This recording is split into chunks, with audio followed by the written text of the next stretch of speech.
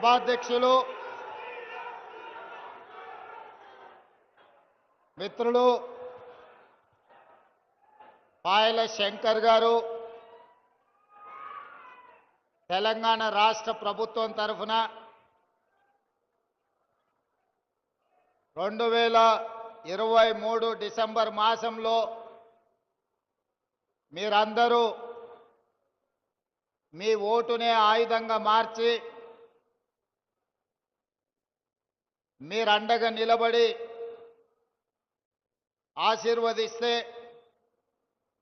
బాధ్యత చేపట్టి 2 సంవత్సరాలు పూర్తి చేసుకుంటున్న సందర్భంగా ఉమ్మడి ఆదిలాబాదు జిల్లా ప్రజాప్రతినిధులందరూ కలిసి ఈ విజయోత్సవ సభను ఏర్పాటు చేసి నాతో పాటు ఈ కార్యక్రమానికి జిల్లా ఇన్ఛార్జ్ మంత్రివర్యులు జూపల్లి కృష్ణారావు గారిని అదేవిధంగా 2 తరాలుగా ఆదిలాబాదు జిల్లా ప్రజల తరఫున గల్లీ నుంచి ఢిల్లీ వరకు అభివృద్ధి కోసం అహర్నిశలు పనిచేసిన కాకా వెంకటస్వామి గారి కుమారుడు సహచర మంత్రివర్గ సభ్యులు గడ్డం వివేక్ వెంకటస్వామి గారిని అదేవిధంగా నాకు అత్యంత సన్నిహితులు ఆప్తులు రాష్ట్ర ప్రభుత్వ సలహాదారుగా దళితులు గిరిజనులు బలైన వర్గాలు మైనారిటీలకు సంబంధించిన సంక్షేమ అభివృద్ధి కార్యక్రమాలకు ప్రత్యేక సలహాదారుగా కార్యక్రమాలకు ముందుకు నడిపిస్తున్న పెద్దలు సుదర్శన్ రెడ్డి గారిని అదేవిధంగా ఆదిలాబాద్ పార్లమెంట్ సభ్యులు నగేష్ గారిని శాసన మండలి సభ్యులు మిత్రులు విఠల్ గారిని శాసన సభ్యులు మిత్రులు వినోద్ గారిని వెడమ బొజ్జు గారిని అదేవిధంగా మాజీ మంత్రివర్యులు పెద్దలు ఇంద్రకరణ్ రెడ్డి గారిని వేణుగోపాలాచారి గారిని వివిధ కార్పొరేషన్లకు సంబంధించిన చైర్మన్లను ప్రభుత్వ అధికారులను ప్రాణ సమానులైన ఆదిలాబాద్కు సంబంధించిన మా మిత్రులందరూ వేలాది మంది తరలి వచ్చి ఈ విజయోత్సవ సభను విజయవంతం చేసినందుకు మనస్ఫూర్తిగా ధన్యవాదాలు కృతజ్ఞతలు తెలియజేస్తున్నా. మిత్రులారా, నేను చాలా సందర్భాలలో చెప్పిన ఎన్నికలు వచ్చినప్పుడే రాజకీయాలు, ఎన్నికలు ముగిసిన వెంబడే అభివృద్ధి కార్యక్రమాలను అమలు చేయడము, సంక్షేమ పథకాలను పేదలకు అందించడమే మా లక్ష్యమని, సంక్షేమాన్ని అభివృద్ధిని 2 కళ్ళలాగా భావించి 4 కోట్ల తెలంగాణ ప్రజల యొక్క అభ్యున్నతి కోసమే మా ప్రభుత్వం అహర్నిశలు కృషి చేస్తుంది, నిరంతరం పనిచేస్తుంది. గత 2 సంవత్సరాలలో ఇక్కడ చాలామంది చదువుకున్న యువకులు ఉన్నారు, పాత్రికేయ మిత్రులు ఉన్నారు. ఈ 2 సంవత్సరాలల్లా ఏ ఒక్క రోజైనా 1 గంటైనా ఎప్పుడన్నా నేను సెలవు తీసుకున్నానా మీరు ఒక్కసారి ఆలోచన చెయ్యండి. చిన్న వయసులో అనుభవం తక్కువ వివిధ హోదాలలో జిల్లా పరిషత్ మెంబర్గా, శాసన మండలి సభ్యుడిగా, శాసనసభ్యుడిగా, పార్లమెంట్ సభ్యుడిగా, పార్టీ అధ్యక్షుడిగా చిన్న వయసులోనే దేవుడు అన్ని అవకాశాలు ఇచ్చిండు. ఏ అవకాశం వచ్చినా దేవుడిచ్చిన గొప్ప అవకాశం ఈ తెలంగాణ ప్రజల కోసం పని చెయ్యాలి, వాళ్ళ చేత గౌరవం మర్యాద పొందాలి అన్న ఆలోచనతోటి నిరంతరం నేను శ్రమ చేస్తూనే ఉన్నా. కొన్నిసార్లు మనం కష్టపడ్డ ఫలితం రాదు, కొన్నిసార్లు మన శ్రమ కొంతైనా దేవుడి సంకల్పం ఉంటే అద్భుతమైన విజయాలు సాధిస్తాం.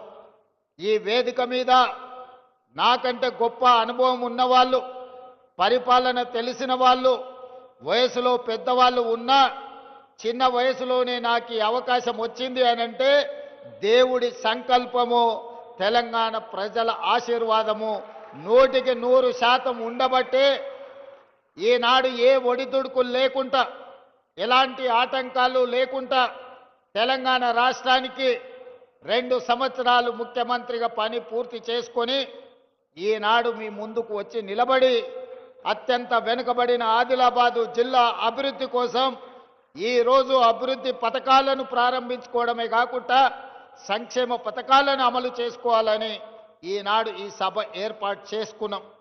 అందుకే రాజకీయాలకు అతీతంగా మిత్రుడు పాయల శంకర్, గోడెం నగేష్ గారు భారతీయ జనతా పార్టీ అయి ఉండొచ్చు.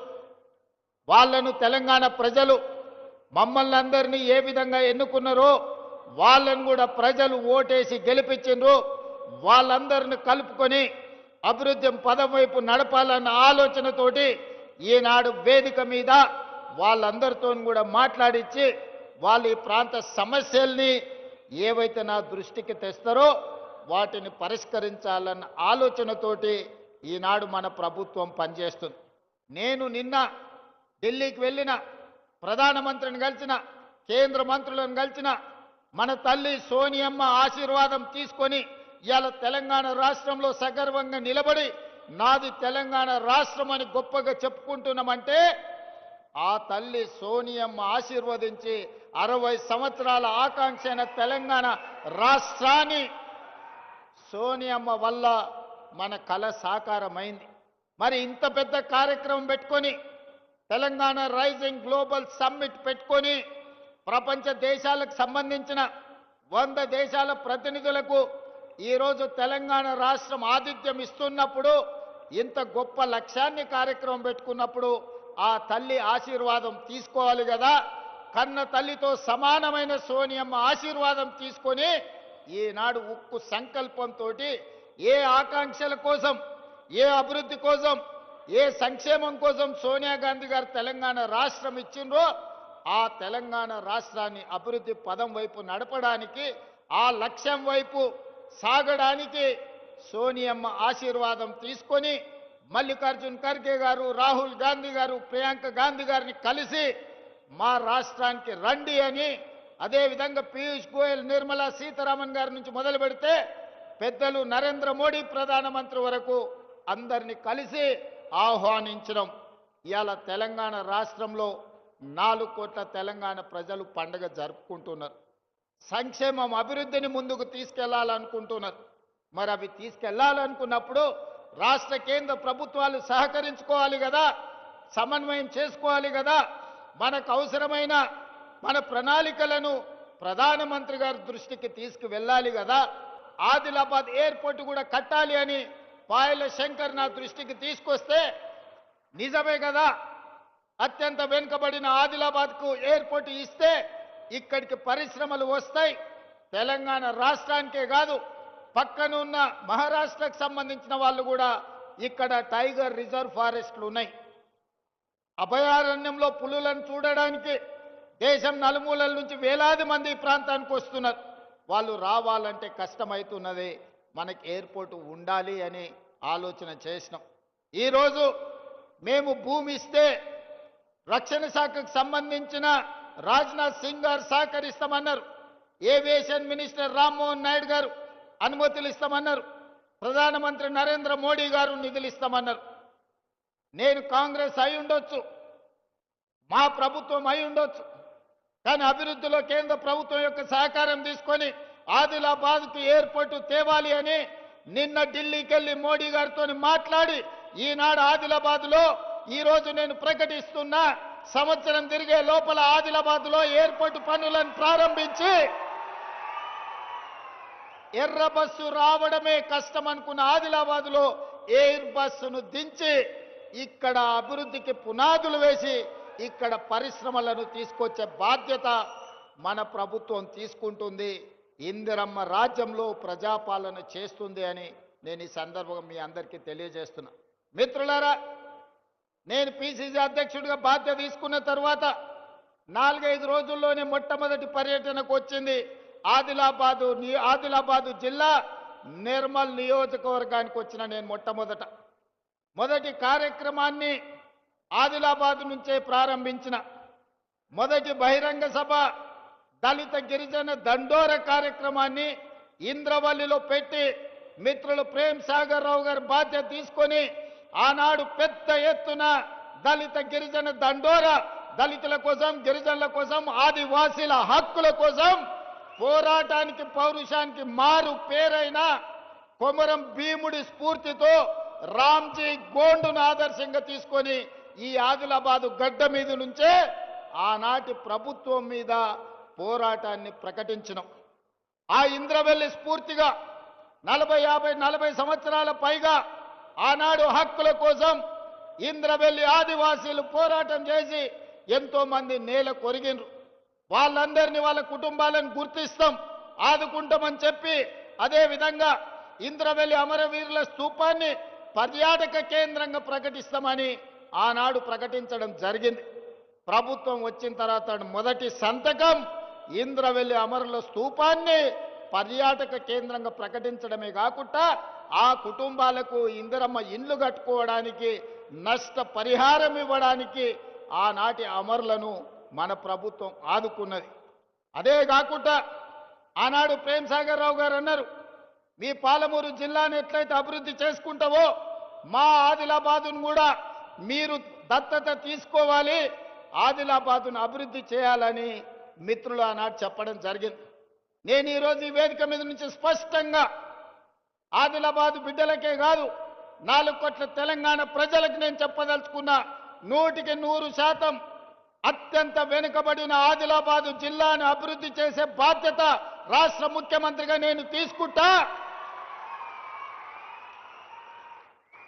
రాబోయే 2 నెలల్లో ప్రత్యేకమైన ప్రణాళికలు తీసుకొని ఇక్కడికే వచ్చి ఎంపీ నగేష్ గారు చెప్పినట్టు ప్రతి నియోజకవర్గానికి ఉమ్మడి ఆదిలాబాదు జిల్లా యొక్క అభివృద్ధికి సంబంధించి సమీక్ష సమావేశాలు కలెక్టర్లను వివిధ శాఖల అధికారులను అక్కడికే పిలిపించి రోజు మొత్తం సమీక్ష చేసి మీ సమస్యలకు పరిష్కారం చూపించి మీ అభివృద్ధి పనులకు నిధులను మంజూరు చేసే బాధ్యత నేను తీసుకుంటా.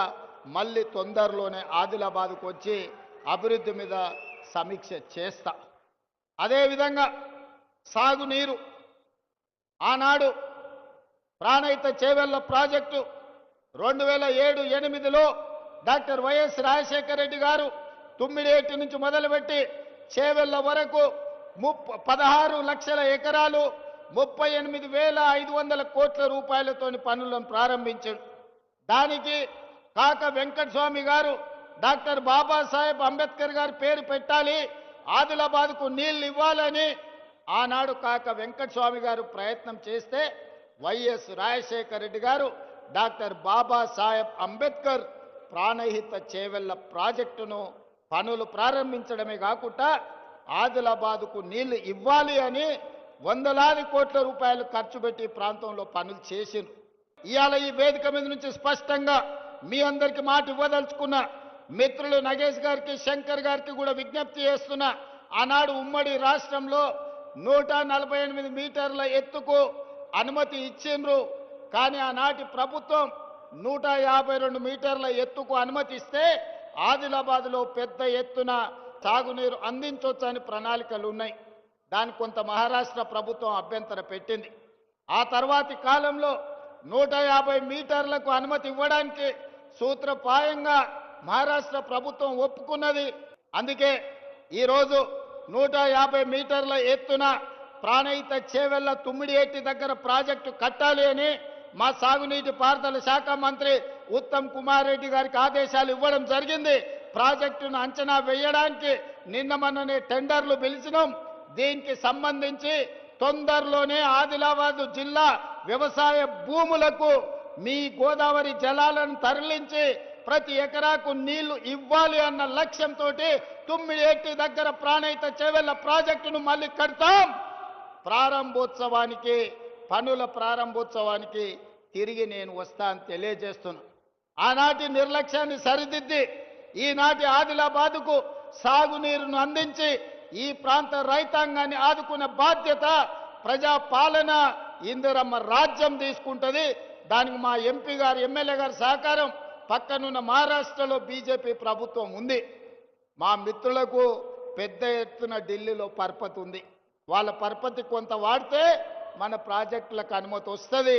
ఎంబడే పనులను ప్రారంభించుకుందాం. ఎంత ఖర్చైనా ప్రాణహిత చేవెళ్ల తుమ్మిడియేటి దగ్గర కట్టి ఆదిలాబాదు జిల్లాకు నీళ్ళు ఇచ్చే బాధ్యత మన ప్రభుత్వం తీసుకుంటుంది. అదేవిధంగా సిమెంట్ కార్పొరేషన్ ఆఫ్ ఇండియా ఆధ్వర్యంలో ఉన్న సిమెంట్ కంపెనీ మూతబడ్డది. ఈ ప్రాంతంలో అపారమైన సున్నపు గనులు ఉన్నాయి. ఇక్కడ సిమెంట్ కంపెనీ పెడితే బ్రహ్మాండంగా నడుస్తుంది. కేంద్ర ప్రభుత్వంతో మాట్లాడి తొందరలోనే ప్రైవేట్ పెట్టుబడిదారులను తీసుకొచ్చి ఇక్కడ పెద్ద ఎత్తున సిమెంట్ కంపెనీని మళ్ళీ ప్రారంభింపజేసి ఈ ప్రాంతంలో ఉండే నిరుద్యోగ యువకులకు వేలాది మందికి ఉద్యోగ ఉపాధి అవకాశాలు కల్పించి వ్యాపార కేంద్రంగా ఆదిలాబాదును తీర్చిదిద్దే బాధ్యత మన ప్రభుత్వం తీసుకుంటుంది. మీకు సిమెంట్ పరిశ్రమను ప్రారంభించే విధంగా మన ప్రభుత్వం చర్యలు చేపడుతుంది. అదేవిధంగా విద్య, నేను మొదటి నుంచి కూడా నేను చెప్తున్నా, ఎక్కడైతే ఎడ్యుకేషన్, ఎక్కడైతే ఇరిగేషన్ ఉంటుందో, ఎక్కడైతే కమ్యూనికేషన్ ఉంటుందో ఆ ప్రాంతం అభివృద్ధి చెందుతుంది. ఆదిలాబాదును ఎడ్యుకేషన్ విషయంలో, ఇరిగేషన్ విషయంలో, కమ్యూనికేషన్ విషయంలో ఖచ్చితంగా ప్రభుత్వం లక్ష్యం పెట్టుకొని ముందుకు వెళ్తుంది. Young India integrated residential schools ఇచ్చిన మీ ఐటీఐలను వివేక్ వెంకటస్వామి గారు ఏటీసీలుగా అడ్వాన్స్డ్ టెక్నాలజీ సెంటర్లుగా మార్చిన, మీకు మెడికల్ కాలేజీలు ఇచ్చిన, ఈనాడు ఎంతో కాలం నుంచి పెండింగ్ ఉన్న యూనివర్సిటీ ఆదిలాబాద్కి ఇవ్వాలన్నారు. మొన్నటి వరకు ఖమ్మంలో కూడా లేదు. అందుకే ఖమ్మంకు డాక్టర్ మన్మోహన్ సింగ్ గారి పేరు మీద ఎర్త్ సైన్సెస్ యూనివర్సిటీని ఇచ్చి 3 రోజుల క్రితం ప్రారంభించుకోవడం జరిగింది. తప్పకుండా వచ్చే సమీక్ష తర్వాత ఆదిలాబాద్కు యూనివర్సిటీని ఇచ్చే బాధ్యత మా ప్రభుత్వం తీసుకుంటుంది. సమన్వయం చేసుకోవడానికి సుదర్శన్ రెడ్డి గారికి సూచన చేస్తున్నా, అందరితోని మాట్లాడి ఎక్కడ యూనివర్సిటీ ప్రారంభించాలనో కూడా స్థలాన్ని సేకరించండి. మా శంకర్ ఆదిలాబాద్ అంటాడు, మా బొజ్జు ఖానాపూర్ అంటాడు, మా ప్రేమ్ సాగర్ రావు గారు మంచిర్యాల అంటాడు. ఇంకా మా వివేక్ అన్న, మా వినోద్ అన్న మళ్ళీ ఎక్కడంటారో తెలియదు. జిల్లాకి ఎన్నిక నాకు అభ్యంతరం లేదు. ఇక మీరు తలా ఓ దిక్కు కూలితే నాకు కష్టం అవుతుంది. మీరు అందరు కలిసి ఒక అభిప్రాయానికి రాండి. నాకైతే ఇంద్రవెల్లిలో కడితే బాగుంటుందని అనిపిస్తుంది. నా మనసుకైతే ఆడ బావోజీ ఆడ జాతర ఉన్నది, నాగోబా జాతర, అక్కడ ఇంద్రవెల్లిలో కడితే మంచిగా ఉంటుంది. అక్కడికి వచ్చేటోళ్ళు ఉంటారు. ఇంద్రవెల్లి యూనివర్సిటీ అని పెట్టుకుంటే చరిత్రలో కూడా గొప్ప పేరు ఉంటుంది. కొమరం భీముడి పేరు పెట్టుకుంటే ఇంకా గొప్పగా ఉంటుంది. మరి మీరందరూ, ఇది నా సూచన మాత్రమే, నా నిర్ణయం కాదు. ఇక మళ్ళీ ముఖ్యమంత్రి గారు నిర్ణయం తీసుకున్నాక మళ్ళీ మమ్మల్ని ఎందుకు అడుగుతున్నారు అని అంటారు ఎవరన్నా. నేను సూచనే చేస్తున్నా, మీరు అందరూ కూర్చొని ఒక కొలిక్కి రాండి. ఆదిలాబాద్కు యూనివర్సిటీ ఇచ్చే బాధ్యత నాది. అనుమతి ఇచ్చేది నేను, కానీ ఎక్కడ పెట్టుకోవాలనేది ఇక మీరే కూర్చొని మాట్లాడుకోరా. మళ్ళీ ఆ పంచాయతీలకు మాత్రం నన్ను లాగకండి. మీకు యూనివర్సిటీ ఇచ్చి మన పిల్లల్ని చదువుకునేటట్టు, చదువుకున్న వాళ్ళకు ఉద్యోగాలు ఇప్పించే బాధ్యత నాది. 10 ఏళ్ళు ఖాళీలుగా ఉన్న ఉద్యోగాలను భర్తీ చేయాలని వచ్చిన సంవత్సరం నుంచే, వచ్చిన రోజు నుంచే మొదలుపెట్టి సంవత్సరం తిరిగే లోపల తెలంగాణ రాష్ట్ర ప్రభుత్వంలో 60,000 ఉద్యోగ నియామకాలు చేపట్టి ఎల్బీ స్టేడియంలోనే ప్రజల సాక్షిగా 61,000 మందికి నియామక పత్రాలు ఇచ్చినాం. గ్రూప్ 1లో మనం ఉద్యోగాలు ఇస్తే 15 ఏళ్ల నాటి ప్రభుత్వం నియామకాలు చేపట్టలే.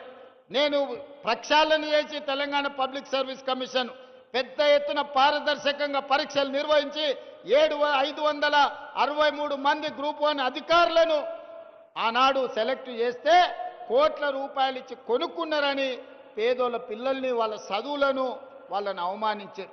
అందుకే కోర్టుకెళ్ళి తప్పుడు ఆరోపణలు కొట్టేపిచ్చి ఈరోజు 562 మంది గ్రూప్ 1 అధికారులను తెలంగాణను అభివృద్ధి చేయడానికి, తెలంగాణ పునర్నిర్మాణంలో భాగస్వాములు చేయడానికి వాళ్ళకు ఉద్యోగాలు ఇచ్చినాం. గ్రూప్ 2లో దాదాపుగా 785 మందికి ఉద్యోగ నియామక పత్రాలు ఇచ్చినాం. అదేవిధంగా పోలీస్ శాఖ కావచ్చు, వైద్య ఆరోగ్య శాఖ కావచ్చు, వివిధ శాఖలల్లా 61,000 ప్రభుత్వ ఉద్యోగాలు తలలు లెక్కగట్టి ఎల్బీ స్టేడియంలో రాష్ట్ర ప్రభుత్వంలో ఉద్యోగ నియామకాలు చేపట్టిన చరిత్ర దేశంలోనే తెలంగాణ రాష్ట్రానికి దక్కింది. ఇవి సరిపోతాయంటే సరిపోవు. రాబోయే రోజుల్లో ఇంకో 40,000 ప్రభుత్వ ఉద్యోగ నియామకాలకు ప్రక్రియ చేపట్టి ఈ సంబరాలు ముగిసిన వెంటనే సమీక్ష చేసి ఇంకో 40,000 ఉద్యోగాలు, మొత్తం 1 లక్ష ప్రభుత్వ ఉద్యోగ నియామకాలు చేపట్టి మా నిరుద్యోగ యువకులకు పోటీ పరీక్షలకు తయారు కాండి. మీరు అధికారులు కావాలి, మీరు డాక్టర్లు, లాయర్లు, ఇంజనీర్లు కావాలి, మీరు ఐఏఎస్లు, ఐపీఎస్లు కావాలి, తెలంగాణ రాష్ట్ర పునర్నిర్మాణంలో భాగస్వాములు కావాలి. అప్పుడే మీ అన్న రేవంత్ అన్న సంతోషంగా ఉంటాడు. మా యువకులు చదువుకొని తెలంగాణ రాష్ట్రానికే కాదు దేశ స్థాయిలో ఐఏఎస్లు, ఐపీఎస్లై ఏ రాష్ట్రానికి పోయినా నాది తెలంగాణ, నేను తెలంగాణ నుంచి ఐఏఎస్ అయి మధ్యప్రదేశ్, మహారాష్ట్ర, రాజస్థాన్, గుజరాత్ ప్రతి రాష్ట్రంలో మన పిల్లలు ఐఏఎస్లు, ఐపీఎస్లు కావాలన్నదే నా లక్ష్యం. అందుకే బాగా చదువుకోండి. మీకు స్కాలర్షిప్లు ఇచ్చే బాధ్యత, మీకు చదువుకోవడానికి పాఠశాలల నుంచి యూనివర్సిటీల వరకు ఇచ్చే బాధ్యత, మిమ్మల్ని ప్రోత్సహించే బాధ్యత ఈ ప్రభుత్వం తీసుకుంటుంది. ఇక మా అక్కలు, ఆడబిడ్డలు, మా అక్కల్ని అందరిని ఒక దగ్గర కూర్చోబెట్టకుండా ఆడాడ కూర్చోబెట్టిరా మీరందరూ. వాళ్ళందరూ ఒక్క దగ్గర ఉంటే జరసేపు వాళ్ళతో మాట్లాడేటోళ్ళని. అంతకుముందు మా అక్కలు అమ్మగారింటికి పోవాలన్నా, అమ్మవారిని దర్శించుకోవాలన్నా, జోగులాంబ జాతర పోవాలన్నా, భద్రాద్రి రాములవారి దగ్గరికి పోవాలన్నా, లేకపోతే యాదగిరిగుట్ట లక్ష్మీ నరసింహస్వామిని దర్శించుకోవాలన్నా ఇంటి ఆయన దగ్గర నన్ను చేయి చాపాలి, లేకపోతే కన్న కొడుకు దగ్గర నన్ను చేయి చాపాలి. వాళ్ళు ఇస్తే ఇచ్చినట్టు, ఇవ్వకపోతే మనసులో దుఃఖం ఉండేది, బయటికి చెప్పుకునే పరిస్థితి లేకపోయేది. దసరాకు అడిగితే ఉగాది కోదులే అనేటోళ్ళు. కానీ ఇవాళ మా అక్కలు చెప్పాలి, మీ తమ్ముడు, మీ అన్న రేవంత్ రెడ్డి ముఖ్యమంత్రి అయినాక ఏ బస్సులన్నా మిమ్మల్ని ₹1 అడిగినరా అక్క? అడిగినరా? మా ఆడపిల్లలు చెప్పాలి. ఏ ₹1 టికెట్ అన్న పెట్టిరా? 8,100 కోట్ల రూపాయలు ఈ 2 ఏళ్లలో మీ బస్సు కిరాయి పైసలు ఈ ఇందిరమ్మ ప్రభుత్వం కట్టింది. ఆడబిడ్డలకు బస్సులో ఉచిత ప్రయాణం ఇచ్చినాం. బస్సులో ఉచిత ప్రయాణమే కాదు, 1000 బస్సులకు మా అక్కల్ని అడిచేయుతుంది, 1000 బస్సులకు మా ఆడబిడ్డలను యజమానులను చేసినాం. అదేవిధంగా సోలార్ పవర్ ప్రాజెక్టులు ఇచ్చినాం. ఇవాళ పెట్రోల్ బంకు కోసం ఇవాళ వాళ్ళకు జగా ఇచ్చినాం. సంఘాలు పెట్రోల్ బంకులు నడుపుతున్నాయి, సంఘాలు విద్యుత్ ఉత్పత్తి చేస్తున్నాయి, సంఘాలు ఆర్టీసీ బస్సులు నడుపుతున్నాయి. సంఘాలు చెయ్యని లాభసాటి వ్యాపారమే లేదు. ఈరోజు 65 లక్షల మంది ఆడబిడ్డలకు ఈరోజు ఇందిరమ్మ చీరలు ఇచ్చినాం. పండుగ పూట నాడు చీర సారె పెట్టేది తెలంగాణ సాంప్రదాయం. ఆ సాంప్రదాయాన్ని పాటించి తెలంగాణ గ్రామీణ ప్రాంతాలలో 65 లక్షల చీరలు ఇచ్చినాం. చీరలు మనం 1 కోటి ఆర్డర్ ఇస్తే ఇప్పటికి 65 లక్షలే వచ్చినాయి. అందుకే గ్రామీణ ప్రాంతాలలో ఇవ్వండి. మళ్ళీ ఎండాకాలం మార్చిలో మున్సిపాలిటీలలో మిగతా 35 లక్షలు. అందుకే ఈనాడు 1 కోటి మంది ఆడబిడ్డలకు 1 కోటి చీరలు పంచడమే కాదు, 1 కోటి మంది ఆడబిడ్డలను రాబోయే 10 ఏళ్లలో కోటీశ్వరులను చేసి నగదు మా ఆడబిడ్డల చేతుల్లో ఉంటే ఆ కుటుంబం గౌరవం ఉంటుంది, ఆ కుటుంబంలో పిల్లలు చదువుకుంటారు, ఆ ఇంటి మర్యాద నిలబడుతుంది. అందుకే ఆడబిడ్డల్ని కోటీశ్వరులను చేసే బాధ్యత మా ప్రభుత్వం తీసుకున్నది. ఆడబిడ్డలు ఆశీర్వదించారు కాబట్టే ఈరోజు రాష్ట్రం సుభిక్షంగా ఉంది. వానలు అవసరం, అడిగిన దానికంటే ఎక్కువ వర్ణదేవుడు మనకు నీళ్ళు ఇచ్చాడు. ఎక్కడ ఆడబిడ్డలు సంతోషంగా ఉంటారో అక్కడ పాడి పంటలు సమృద్ధిగా పండుతాయని పెద్దలు చెప్పారు. ఇవాళ తెలంగాణ రాష్ట్రంలో ఆడబిడ్డలు సంతోషంగా ఉన్నారు కాబట్టే మన రాష్ట్రంలో వర్షాలు సమృద్ధిగా ఉండి ఈరోజు పంటలు పండుతున్నాయి. దేశంలోనే వరి పంట మొదటి స్థానంలో తెలంగాణ రాష్ట్రం నిలబడింది. చివరి గింజ వరకు నేను కొంటాను, సన్న ఒడ్లు పండించండి, 500 బోనస్ ఇస్తాని ఇవాళ రైతులు పండించిన సన్న ఒడ్లకు ₹500 బోనస్ ఇచ్చినాం. మరి ఆ సన్న ఒడ్లు ఎక్కడికి పోయినాయి? దొడ్డు బియ్యంతో తినలేక పశువులకు దాన పెడుతుంటే ఇవాళ సన్న బియ్యం ఇస్తే మా అక్కలు, మా చెల్లెళ్ళు, మా అమ్మలు కన్న పిల్లలకు బుక్కెడు బువ్వ ఈరోజు సన్న బియ్యంతో తినిపించుకుంటున్నారంటే రైతులు పండించిన సన్న ఒడ్లు బియ్యంగా మార్చి పేదోళ్ళకు పంచినాం. 3,10,00,000 మంది ఇవాళ తెలంగాణ రాష్ట్ర ప్రభుత్వం అందిస్తున్న సన్న బియ్యం అందుకుంటున్నారు. 3,10,00,000 మంది ఇవాళ ప్రభుత్వం అందించే సన్న బియ్యంతో బువ్వ తింటున్నారు. ఇంతకంటే సంతోషం ఏమన్నా ఉంటుందా? మీరు ఒక్కసారి ఆలోచన చెయ్యండి. అందుకే ఇవాళ మా ఆడబిడ్డలను అన్ని రకాలుగా గౌరవించాలి, అన్ని రకాలుగా అవకాశాలు ఇవ్వాలి, ఆడబిడ్డల్ని సంతోషంగా ఉంచాలి, మా నిరుద్యోగ యువకులకు ఉద్యోగాలు ఇవ్వాలి, మా రైతులు పండించిన పంటకు గిట్టుబాటు ధర ఇవ్వాలి, ప్రతి పంట ప్రతి గింజ కొనాలి అని ఇంతకుముందే మా శంకర్ చెప్పిండు. సోయాబీన్ కొనాలి, జొన్నలు కొనాలి, మిగతావి కూడా కొనాలి అని. తప్పకుండా వాటికి సంబంధించి ఆలోచన చేస్తాం. ఈ అన్నిటినీ తప్పకుండా పరిశీలిస్తాం. ఈ కొరాట చెనాక ప్రాజెక్టు గురించి కూడా ఇప్పుడు ఎలక్షన్ కోడ్ ఉండి ఇయ్యలే, చిన్న చిన్న పనులు పెండింగ్ ఉన్నాయి. తప్పకుండా తొందరలోనే ఆ ప్రాజెక్టు పనులు పూర్తి చేసి ప్రారంభించుకొని జాతికి అంకితం చేస్తాం. వీకర్ సెక్షన్స్కు సంబంధించిన కాలనీ గురించి చెప్తా ఉన్నాడు. అదేందో కలెక్టర్ గారికి వేదిక మీద నుంచి ఆదేశాలు ఇస్తున్నా. ఇన్ఛార్జ్ మంత్రి గారు సమీక్ష చేసి ఈ విషయాన్ని కూడా నా దగ్గరికి తీసుకురా అన్నాడు. జర్నలిస్టు మిత్రుల గురించి కూడా మా ఎమ్మెల్యే గారు చెప్తున్నారు. దాన్ని కూడా ఏం సంగతో ఒక్కసారి మీరు చూడండి. అందుకే ఇవాళ మీరందరూ పెద్ద ఎత్తున వచ్చి ఈ ప్రభుత్వాన్ని ఆశీర్వదించరు. మీ సాగునీటి ప్రాజెక్టులు కానీ, మీ విద్యాలయాలు కానీ, మీ పరిశ్రమలు కానీ, మీ ఎయిర్పోర్టు కానీ, ఈ ప్రాంతానికి సంబంధించిన అన్ని పనుల మీద ప్రత్యేకమైన దృష్టి పెడతా, సమన్వయం చేసుకుంటా. జూపల్లి కృష్ణారావు గారు, పెద్దలు సుదర్శన్ రెడ్డి గారు ప్రతి క్షణం ఆదిలాబాద్ జిల్లా నాయకత్వంతో సమన్వయం చేసుకొని తప్పకుండా ఆదిలాబాదును ఆదర్శంగా నిలబెట్టి రాష్ట్రంలోనే అభివృద్ధి చెందిన మొదటి జిల్లాగా మేము తప్పకుండా అభివృద్ధి చేస్తాం. పొలాలకు రోడ్లు అడుగుతున్నాడు, రోడ్ల అంచనాలేసి శంకర్కి ఇస్తాం. మోడీ గారి దగ్గర నుంచి నిధులు దెమ్మనాల్సిందిగా కోరుకుంటూ తొందరలోనే మళ్ళీ వస్తా, మీకు నిధులు ఇస్తా, ఆదిలాబాదును అభివృద్ధి చేస్తా అని మీ అందరి దగ్గర సెలవు తీసుకుంటున్నా.